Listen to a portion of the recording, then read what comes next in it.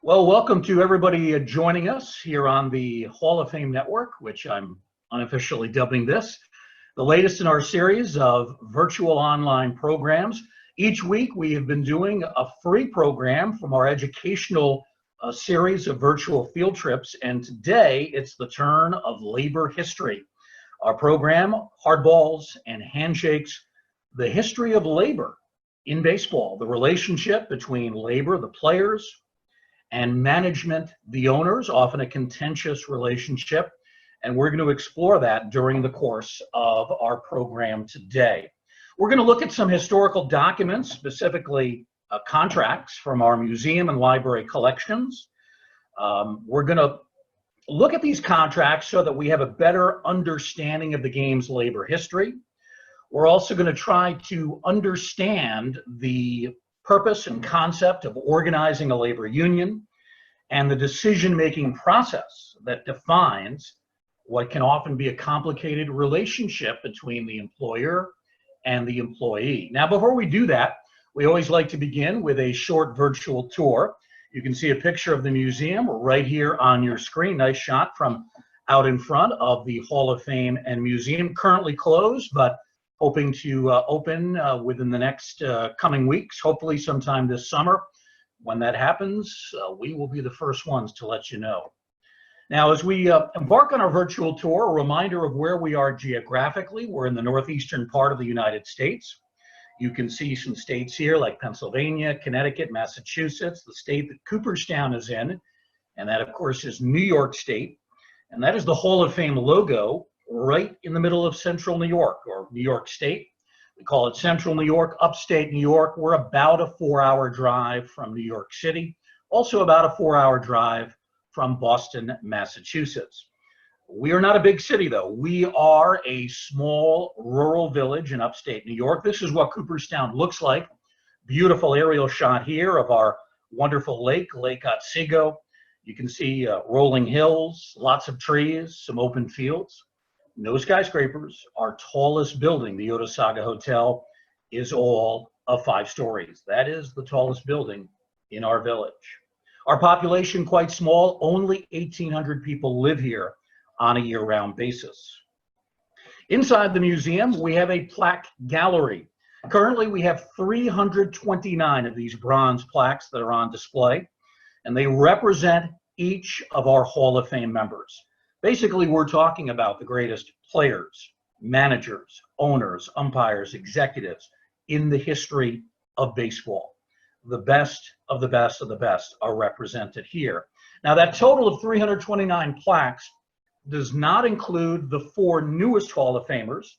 They were elected back in December and January, and because their induction ceremony has been delayed because of the current health crisis, delayed till next year, we're going to wait to unveil those plaques until 2021. Here are 3 of our Hall of Famer plaques. I imagine most of you are familiar with at least 2 of the 3 men featured here. Babe Ruth, the original home run king of the 20th century. Hank Aaron on the left, the man who broke the Babe's record. Maybe not as familiar with the man in the middle, John Montgomery Ward. He was a pitcher. Just as importantly, though, he was a pioneer in baseball's labor history, and he is one of the folks we're going to be talking about in our program today. Speaking of Babe Ruth, he is the most famous player, I think, in the history of baseball, a name that is known internationally, a name that is known even in countries where baseball is not played. Such an important part of the fabric of the game's history. We have an entire room dedicated to his career and his life.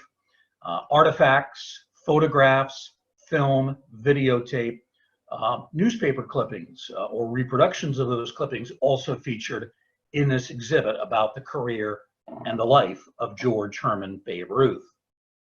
Also up on the second floor is this exhibit, Taking the Field, Baseball Before 1900.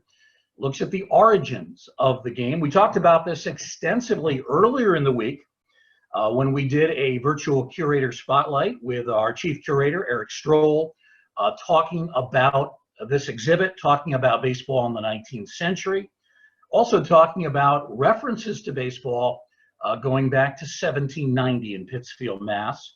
all those stories and more told in Taking the Field. Another very important exhibit on the second floor, Pride and Passion, which looks at the history of African Americans who have played in the game. Among the artifacts that we have here at the museum, Jackie Robinson's Brooklyn Dodger cap, which is currently not on exhibit, but is in our storage collection. One of the caps that he wore while playing for the Brooklyn Dodgers in the late 1940s into the mid 1950s. Also, you see here a scrapbook that was owned by Effa Manley. She and her husband Abe were co-owners of a great Negro Leagues team, the Newark Eagles. So Effa Manley's recollections in that scrapbook, and that is also part of our collection. Our newest exhibit, which opened up about a year ago, Shoebox Treasures, examines the history of a very favorite American pastime, very favorite hobby, and that's baseball card collecting. It goes back to the early days of card collecting in the 1800s, examines how baseball cards have been packaged with everything from tobacco to Cracker Jack to candy to gum as well. Very fun exhibit, and when our museum does open, we hope that you will check out the newest exhibit. It's up on the third floor of the museum. Also on the third floor is our Sacred Ground exhibit, which is all about the history of ballparks and stadiums and how they have changed, how they have evolved over time. All right, our program today, labor history, hardballs, and handshakes. We're going to talk about some of the artifacts that we have here at the Hall of Fame that document the history of the game. And think about what kinds of artifacts we have. We have all sorts of things. We have 40,000 three-dimensional objects. And when I say three-dimensional objects, I'm talking about jerseys, baseballs, gloves, awards, trophies, things like that. We have over 250,000 original photographs. We have about 200,000 baseball cards, 14,000 hours of media footage, and more than 3 million paper documents. Speaking of those paper documents and those artifacts, the ones that are not on exhibit are just kept, I should say, stored in our facility down in our basement, where we have humidity and temperature controls. And they are placed on these shelves, these movable shelves that go back and forth. And the fact that they're movable really allows us to maximize the number of artifacts and documents that we can store. Speaking of paper documents, we have different kinds of things. We have contracts. We have letters that have been written to and from great baseball players. Rain checks, ticket stubs, World Series programs, and we have lineup cards as well.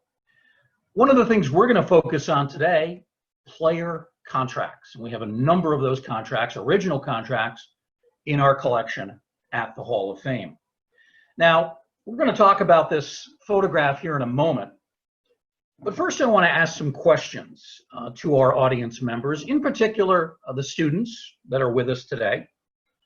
Do any of you have jobs, maybe during the summer months? Maybe you have part-time jobs during the school year. If you have a job, are you a member of a union? Is there a union kind of backing you?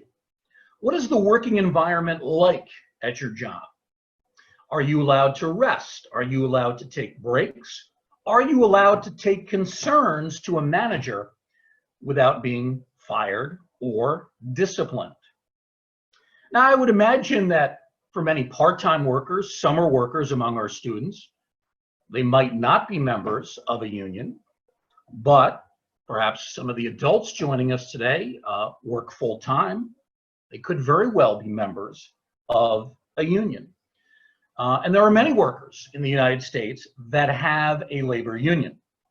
How do we define that? What exactly is a labor union? Well, it's an organization of workers formed for the purpose of advancing its members' interests with respect really to three things: wages, benefits, and also working conditions. So Those are really three big things for any employee. Wages, what are you being paid? What kind of benefits do you have? Healthcare plan? Do you get some of your medical costs taken care of? Do you get vacation? Do you get sick time? And then working conditions. Are you working indoors or outdoors? Are you working in a place that's very hot?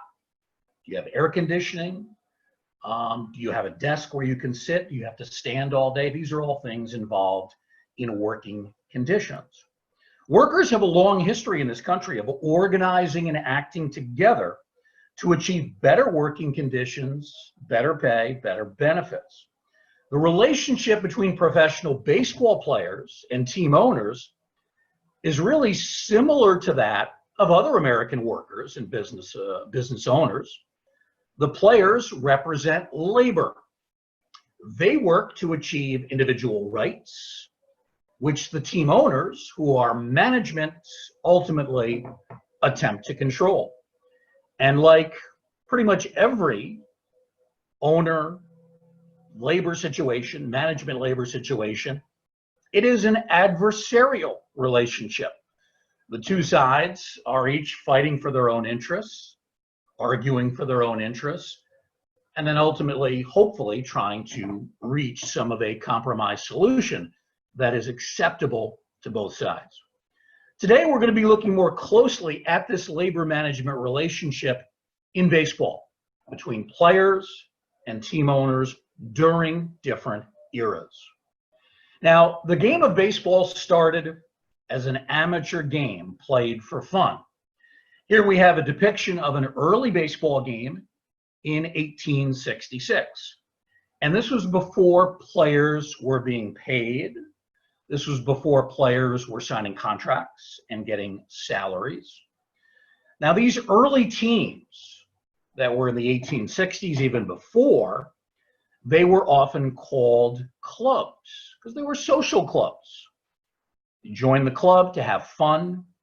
It was a hobby in a sense. It was a passion for these men, mostly, to play the game of baseball.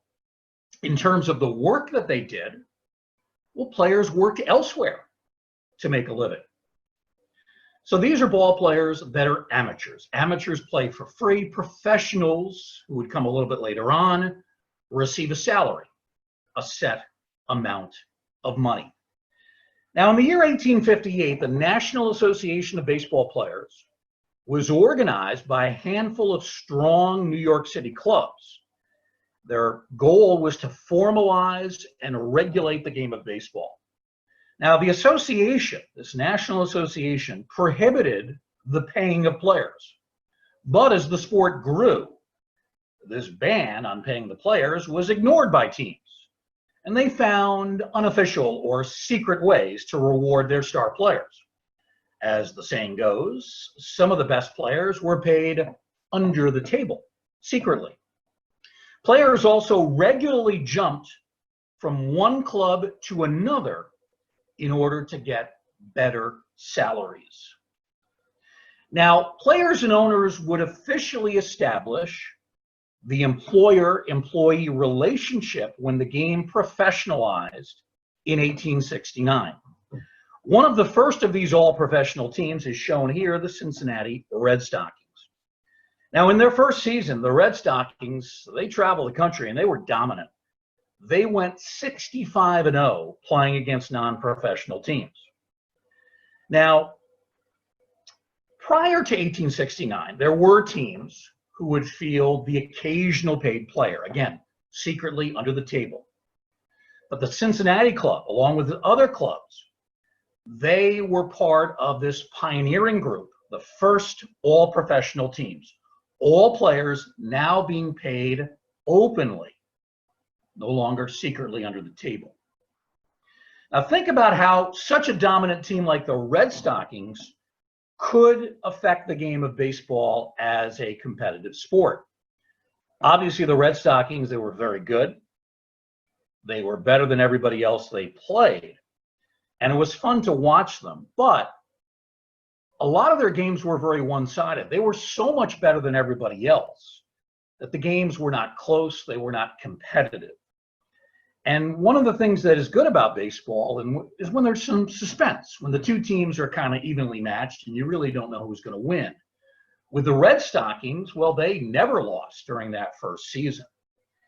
And that can sometimes be negative for the sport in general in terms of competition and entertainment value. Now, the Red Stockings played for 2 seasons. They actually did lose a game in their second season, but they were incredibly dominant for those 2 years, 1869 and 1870. They drew crowds to their games, but you know what? They hardly made any money at all for the ownership. The management of the team, the owner of the team, did not do well. And because of that, the team basically went out of business by 1871. The players left and went to other teams. So the team disbanded because they were not really profitable. Players made some money, but owner of the team barely broke even, barely made a very small profit. Regardless of the business failure of the Red Stockings, this professional trend in baseball caught on. Many professional teams sprang up and they competed to sign the best players. Now, the best players could earn as much as $4,500 per season. Doesn't sound like a lot to us in 2020, but back in the late 1800s, 1870s, 1880s, 1890s, $4,500 for a season was pretty good. In fact, a skilled laborer at that time would only earn about $1,200 to $1,500 per year for a 60-hour work week. So the best baseball players were getting 3 times that, basically just playing in the spring and summer. They weren't even working all year round. So we see that the early teams that followed teams here like the Red Stockings, the really good players did quite well financially. Now, in any kind of labor management situation, you have kind of these weighted scales in terms of the power and the working conditions and the economic situation for each side. Ideally, it's nice when the scales are kind of even. Labor has some good things going for its side. Management has some good things going for its side.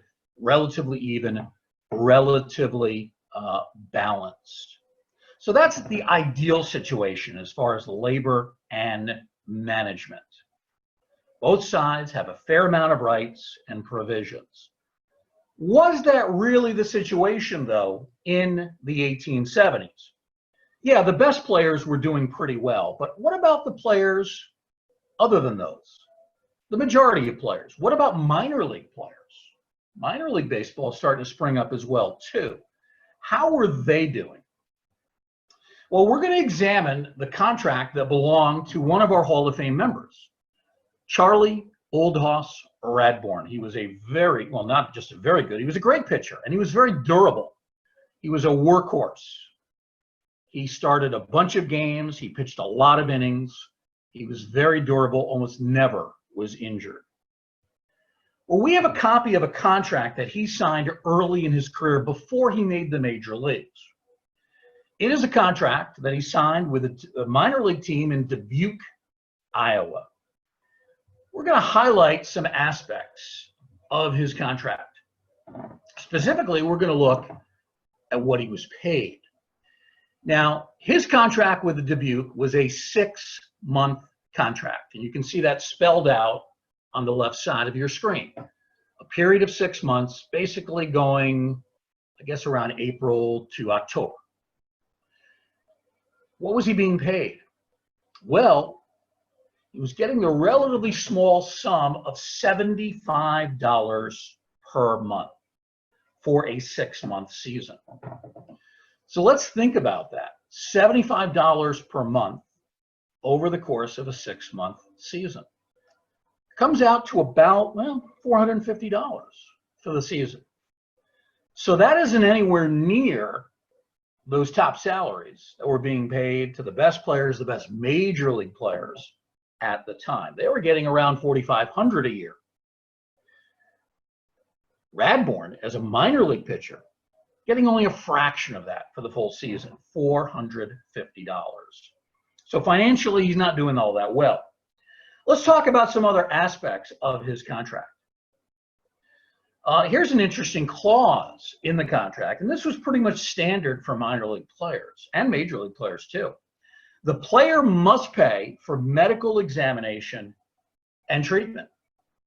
So if Radbourn got hurt, even if it was during a game while he's doing his job, and he wanted to go see a doctor, he'd have to pay for that medical examination and any treatment that the doctor prescribed. Is that how it works for ball players today?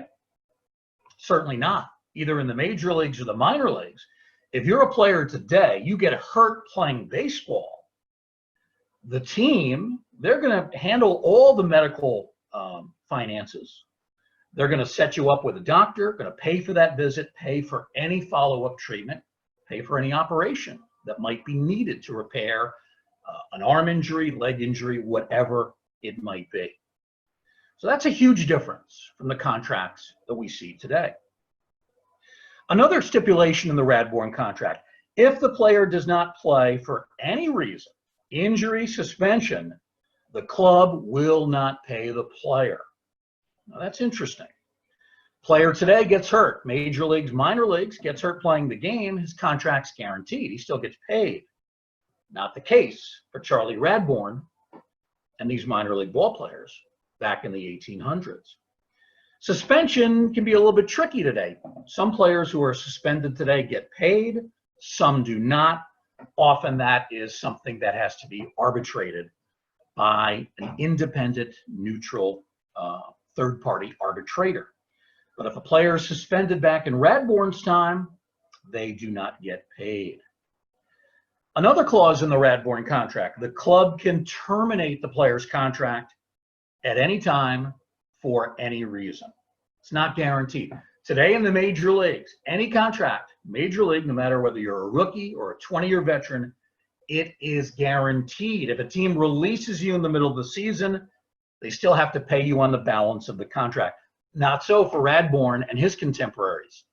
They get released in the middle of the season, payments stop. Contract is torn up. It is not a guaranteed deal. So as we look at Radbourn's contract, it would have been standard for most minor league and major league players of the 1870s. Major leaguers would have made more money, but the other conditions would have been pretty standard. So who had more power during this era, owners or players? Clearly, the scales are weighed heavily in favor of the owners. The balance of power is tipped to their favor. Now, the owners have a pretty good deal. And while they try to exert their power, the players did have one recourse. It was not uncommon for players back then to jump from one team to another during the season to get a pay increase. And if this happened, it not only would cost the team owners money, but it also would create chaos within the teams. If you lose your best player, the quality of your team could change substantially overnight. You could be losing your best player and get nothing in return for him. In 1876, William Hulbert, who was determined to ensure that power stayed with the owners, not the players, founded the National League of Professional Baseball Players. And to prevent this chaotic team switching, he got the team owners to agree to secretly reserve 5 players at the end of each season. So by the early 1880s, we have the reserve clause coming into existence. Let me explain this. The clause stated the club had the right to renew a player's contract following each season, effectively making the player's contract the property of the team that first acquired him for the rest of the player's career. So they can just automatically renew the contract. The player could be traded, but a player could not choose to play for another team of his own choosing and really did not have much power to negotiate effectively for a salary increase. Now, at first, this reserve clause involved only 5 players. You could reserve 5 players on your team. But which 5 players do you think each team owner is going to reserve. The owner is going to reserve the 5 best players, thereby preventing that player from jumping to another club. And a lot of times they would renew their contract at the same salary, even though the player was a great player. So this reserve clause really kind of penalized the best players. And that's something the players did not really like. Eventually, the reserve clause grew to include everybody on a team's roster. So eventually, team owners are reserving not just 5 players, but every one of their players. And basically, the players are bound to the same team year after year after year. The only way they can move on is if they're traded or if they're released. And if they're released, it probably means they're an older player, their skills have declined, they're not going to be as much in demand. So obviously, players felt this reserve system was not particularly good because it deprived them of a basic freedom, the right to choose for whom and where they would work. Well, here we have a photograph of John Montgomery Ward. We showed you his Hall of Fame plaque earlier. In 1885, Ward helped found the Brotherhood of Professional Baseball Players. And this was really the first attempt at a players' union. This brotherhood, as it was called, was seeking an end to the reserve clause. The members of the brotherhood were also interested in having teams help pay for players' medical expenses. And they wanted to create a pension plan for the retired players so they'd have some money to fall back on once their careers as players had ended. By November of 1889, the Brotherhood's leadership had decided it could not reach an agreement with the team owners. So the leaders of the Brotherhood announced they would form a new league, the Players National League of Baseball Clubs. And this Players League was the first and only example of what we would call a cooperative league. The league featured profit sharing with the players. So if the team made money, the players would get some of that money. And there would be no reserve clause binding players to a team season after season. Now, in the Players League, players were willing to play for smaller salaries than they had previously gotten, but now they had the better benefits. Again, no reserve clause, and their medical expenses were being taken care of. Now, in this situation, who has more power? Well, it shifts now to the players' side. In the Players League, clearly the scales are weighted toward labor, at least initially. Now, let's talk about what happened when the Players League started. That affected the established National League. They start to lose some of their best players to the Players League. And because the National League's quality of play is affected, they begin to lose some of their fans. However, the Players League had a hard time earning enough money to remain financially solvent, profitable. And as it turned out, the Players League lasted only 1 season. So as a result of this, the power kind of shifts back to management. The Players League goes out of business, and a lot of the players in the Players League almost have to go begging to the established National League to try to get jobs back in the more established league. All right, let's look at our next contract. We're now going to jump ahead to the early 20th century. Babe Ruth, we talked about him earlier. Now, before he becomes a star with the New York Yankees, Babe Ruth is a very fine pitcher with the Boston Red Sox. And in 1916, he signs a contract with the Boston franchise. And for the most part, it's a standard player's contract where they just kind of fill in the blanks in terms of the amount of money that Babe Ruth is going to be paid. So here we see this contract. It's in our collection at the Hall of Fame. It's one of the documents we have. We can see he is signing with what is called the Boston American League Baseball Club. That is the Red Sox. We see that it is a 2-year contract. It is actually spanning 2 years, 1916 and 1917. Most players are only getting 1-year contracts. Ruth's an outstanding pitcher, so he gets a 2-year deal. and he is going to get $3,500 per season, which is decent money, not great money for the time period, but decent money for that time period. Let's look at some of the individual parts of Babe Ruth's contract, some of the clauses.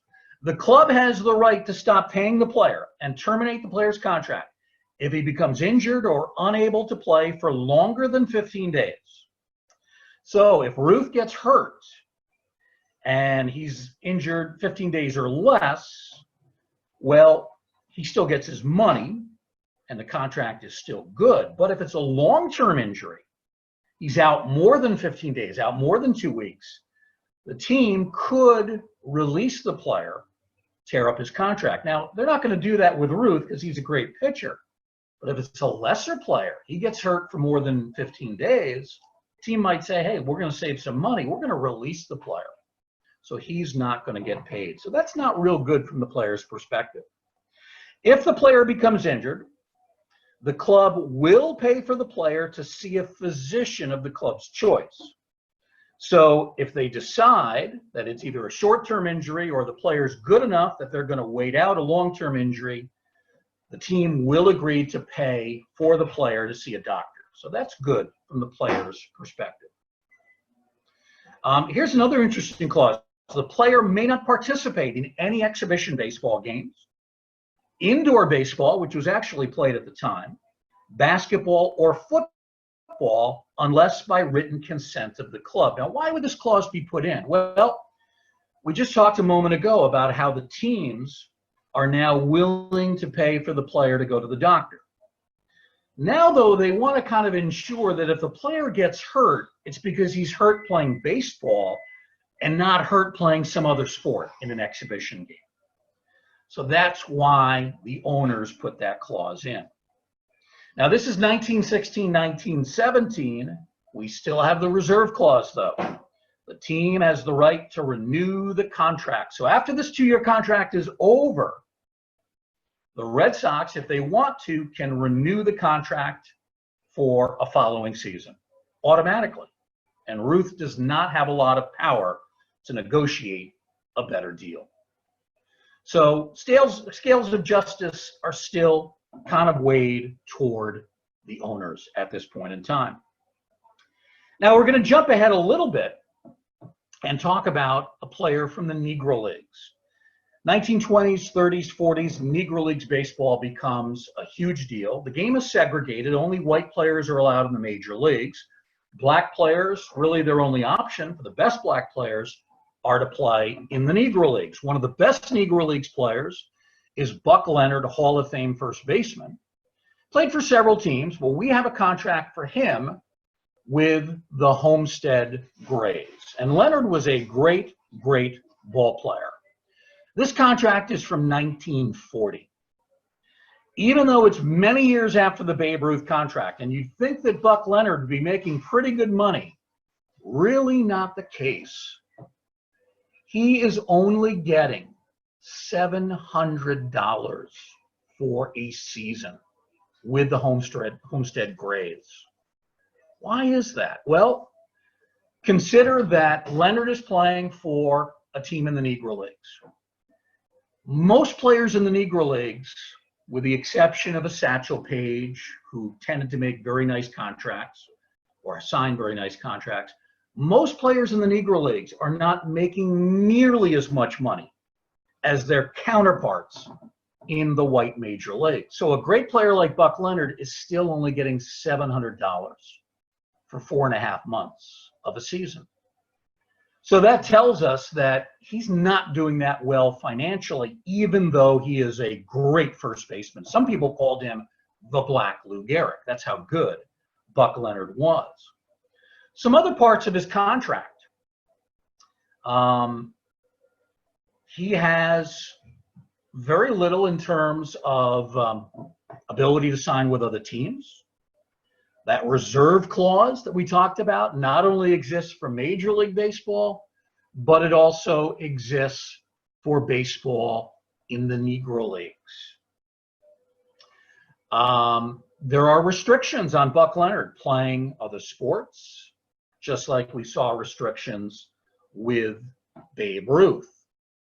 So some of the same conditions that Babe Ruth dealing with, Buck Leonard still dealing with 25 years later, but he's not getting anywhere near the amount of money that Babe Ruth was getting.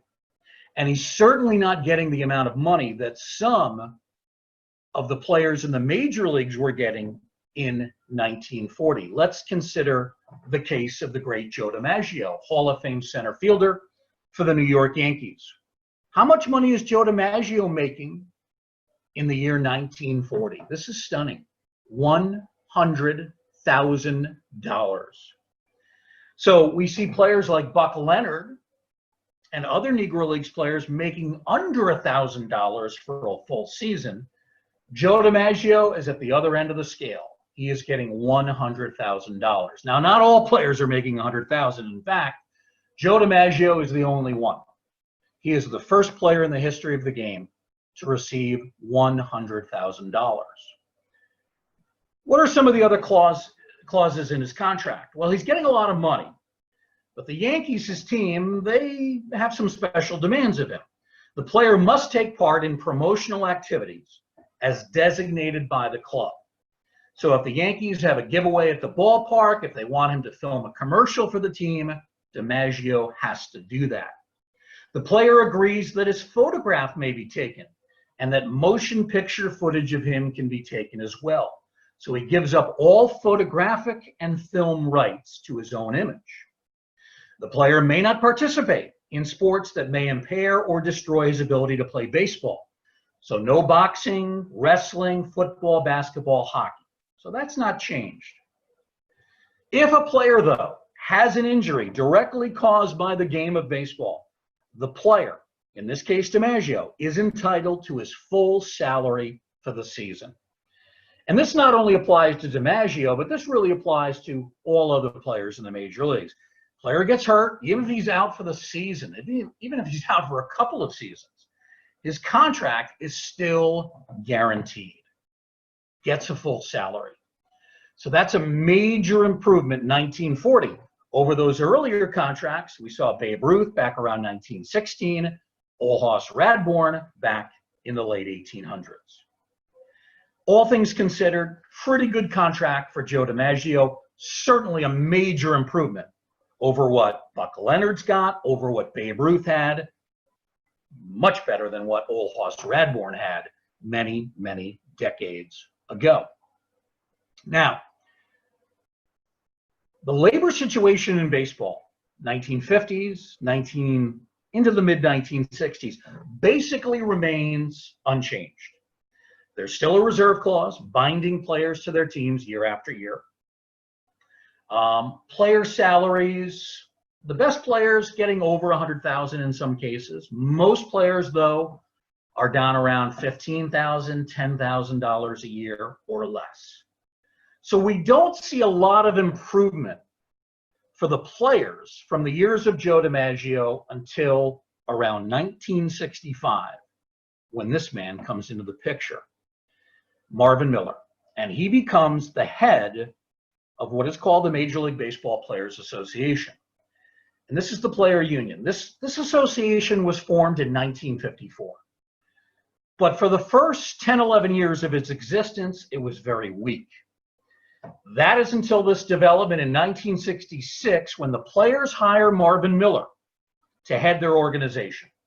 Miller had previously worked for the United Steelworkers Union and served as the leading economist and negotiator. In 1967, Miller negotiates on behalf of the players for a raise in minimum salary. In 1970, something more important, he wins for the players the right to have any grievances heard before an independent arbitrator rather than the commissioner of baseball.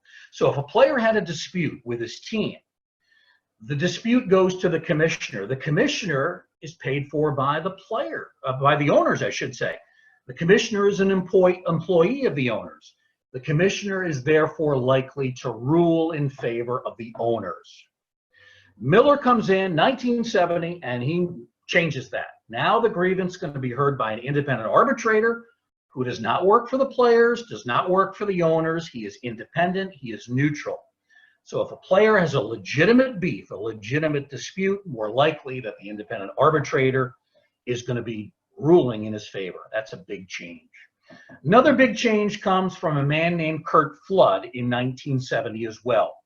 He is a star center fielder for the St. Louis Cardinals. He had played there for 12 seasons.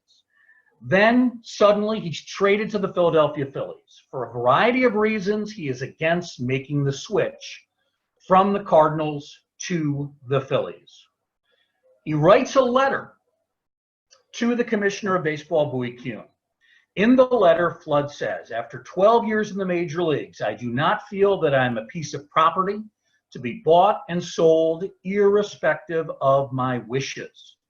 I believe that any system that produces that result violates my basic rights as a citizen and is inconsistent with the laws of the United States. So Curt Flood says he does not want to accept the trade. He didn't want to go to the Phillies. They were not as good a team as the Cardinals. Philadelphia also had quite a bit of racial unrest at the time. Flood, an African-American, was concerned about that as well. Very famous interview that Flood did with Howard Cosell. And he talked about baseball players basically being slaves because of this reserve clause. A well-paid slave is nonetheless a slave. Now, a lot of people were upset by this. People said, how could he compare himself to being a slave? Ball players are playing a game. You know, they have pretty good lives. Maybe Flood's choice of words was not accurate. What he was trying to say was, because of this reserve clause binding us to the same team, we don't have any freedom to pick where we want to play. We have no freedom to select the city or the team. That's really the point that he was trying to make. The commissioner of Kuhn didn't have a lot of sympathy for Curt Flood. He basically wrote him a letter back saying that he really didn't have any choice. Either you're going to play for the Philadelphia team, the Phillies, or you're not going to play at all. So Curt Flood, with help from Marvin Miller, decides he is going to take baseball to court. It's a very famous case called Flood versus Kuhn. Starts in federal district court, eventually reaches the Supreme Court, 1972. Now, the court sides with Major League Baseball. So basically, it's a loss for Curt Flood. However, Curt Flood had taken the first step in a process that would shift the balance of power between owners and players.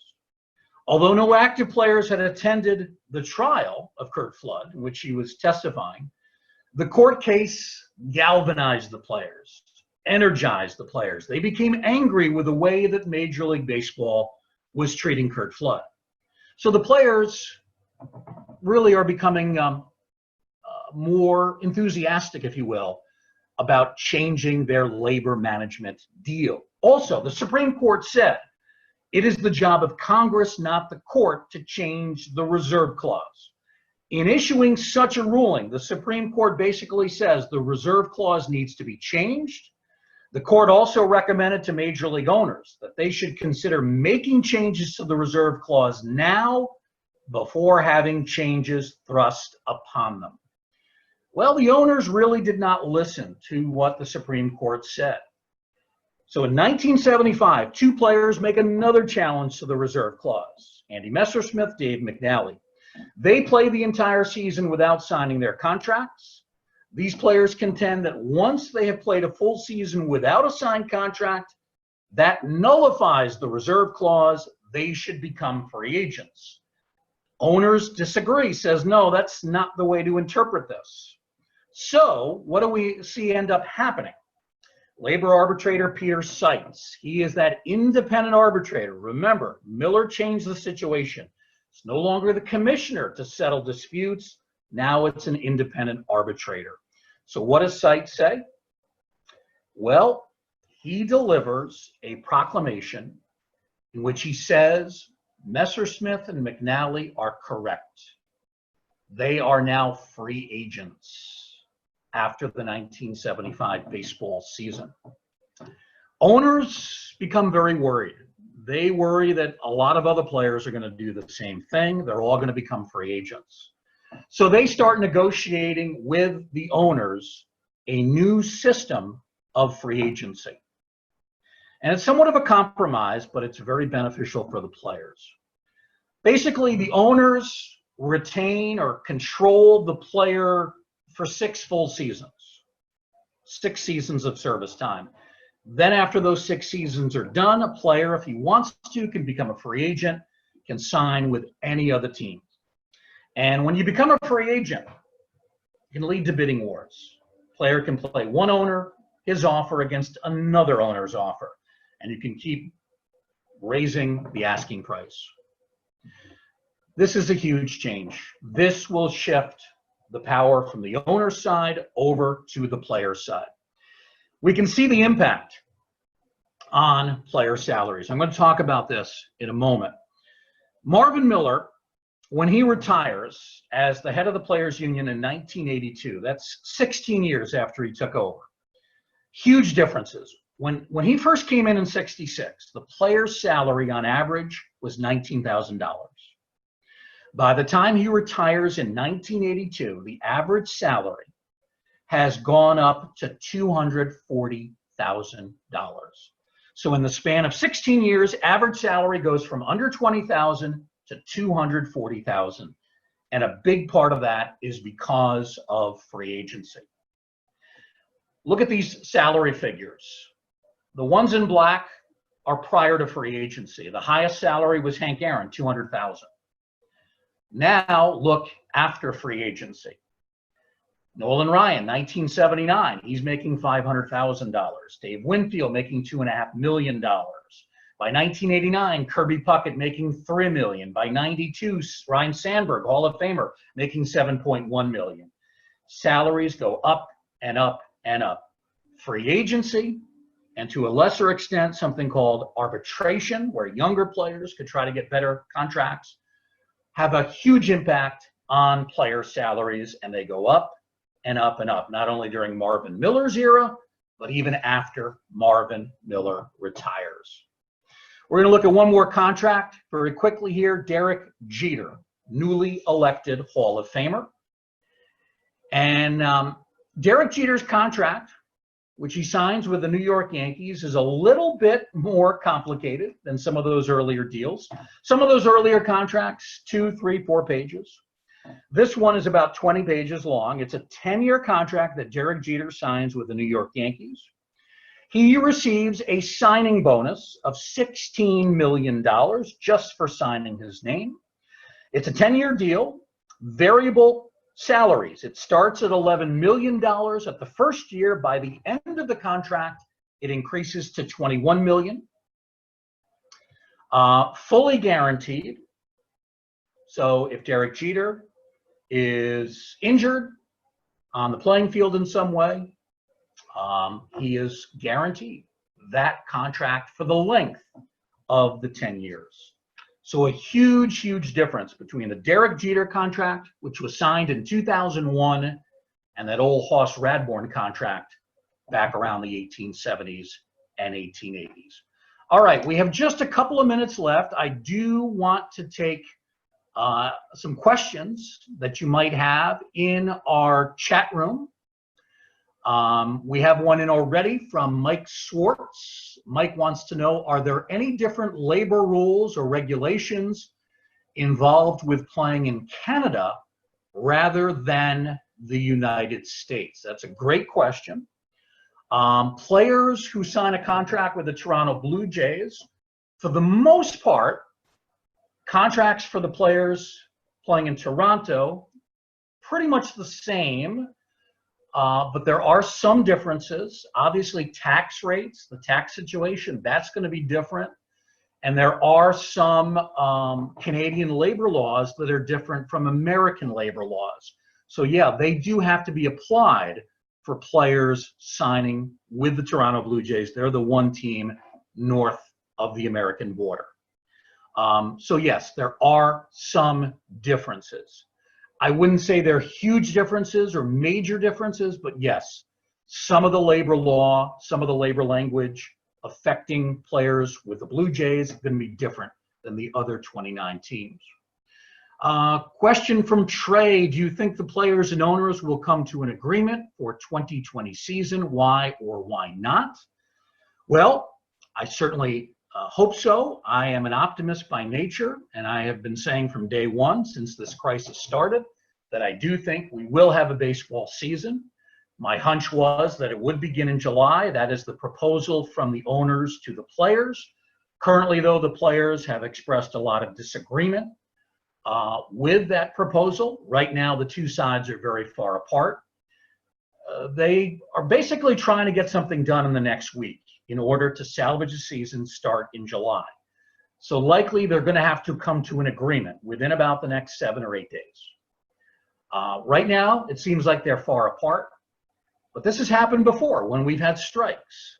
The two sides have been very far apart, and then all of a sudden, things start to come together. When you put a deadline on a season, when you put pressure on both sides, when you basically say, hey, we got to get a deal done in a week, as you get closer and closer to the end of those 7 days, there's pressure on both sides to compromise. So my gut feeling, my hunch, maybe I'm crazy, but my gut feeling is that we will have an agreement within the next week or so, and that we will see the start of a season in July. I can't guarantee it. I don't have any inside information. It's just a gut feeling. It's a hunch. It's based on what has happened in the past. Usually, except for 1994, usually the two sides do eventually come together during the course of a season. One more question from Max. Do the owners still have an advantage over the players, or has that evened out? I think for the most part it's evened out. Most teams are making money today. Players in general are doing very well. The average salary is $4.2 million. The minimum salary for 2020, if we do have a season, is $555,000. That would be prorated if the season does take place. But yes, I think today pretty much both sides have a pretty good deal. I wouldn't say that one side or another has a significant advantage when it comes to negotiating a collective bargaining deal.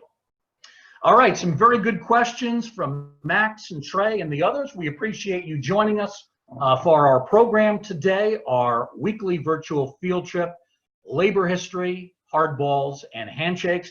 Thanks for being with us. Have a great day, everybody.